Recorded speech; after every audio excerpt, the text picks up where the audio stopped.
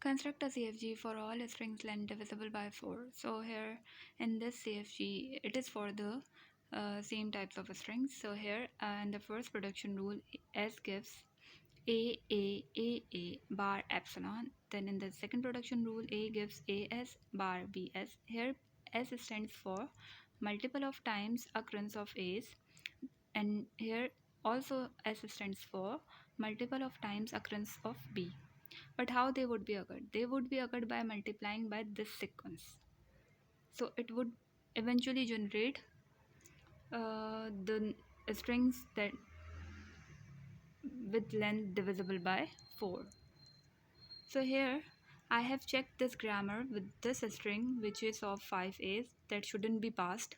So here I have checked it, but I cannot get 5 A's from this grammar. Why? Because at starting I have written 4 A's, then I have submitted its values in it, parse it down, then again I have submitted the value. I only need another A, so I keep the last 3 as epsilon.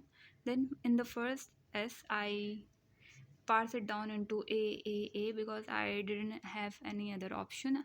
I could pass it down into a or I could parse it down into epsilon.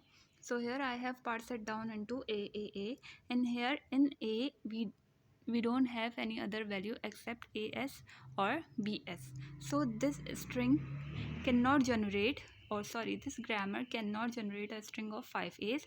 So it is proved that this grammar satisfies this requirement of length divisible by 4. Here also you can see that in the first parsing it gives 4.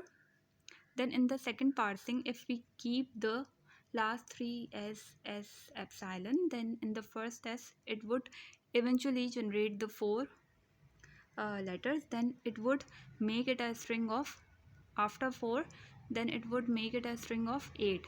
So in the next iteration, if we take any, we keep it epsilon again, and we parse it down, then we will eventually generate a string of 4, 8 and of 12th length. It means it is verified for the length of divisible by 4 strings.